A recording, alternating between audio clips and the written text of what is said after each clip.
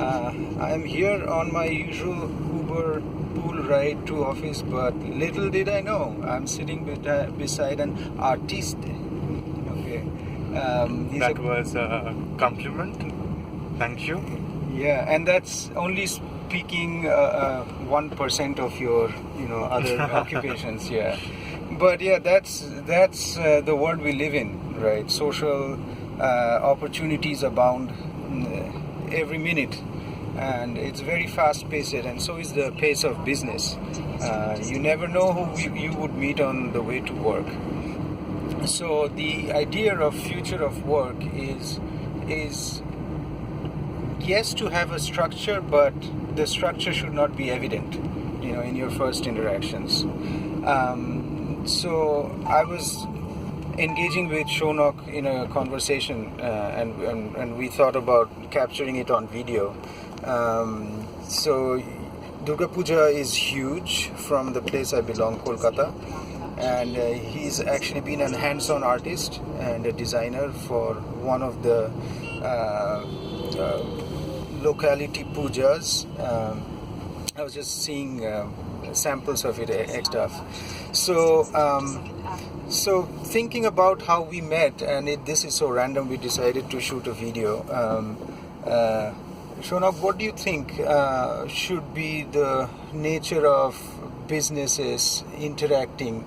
I believe that structured processes and database and storage systems and systems of record, it's very hard to scale up. Even I personally feel like it's the way if you make it formal, there are times when you can't work with it. When you make the structures too formal and too stringent, you can't really work with it. At times when you make it informal and you approach someone very informally and you make it a very personal engagement, I think it works, right?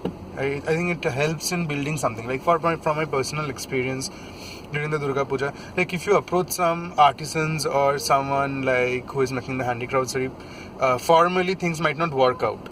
Maybe it depends, economically, if you think about the budget, how the amount of money they're planning to take, or anything can actually lower down if you're doing it very informally, if you're engaging in a very personal way, in a way that they like the way they talk. If you talk to them like that way, so I think it helps. So it's obviously there is a structure, but I think it's better not to show it. Let it be under the sheet, and let just go on. Yeah. Right. Below the bonnet. Yeah, below the bonnet. Yeah. Yeah, and bringing it to IT terms, I guess to be agile and nimble in front of the customer, I think we need to make knowledge management and access to knowledge workers, knowledgeable people, thought leadership a breeze, seamless. So something like a social intranet or a customer community.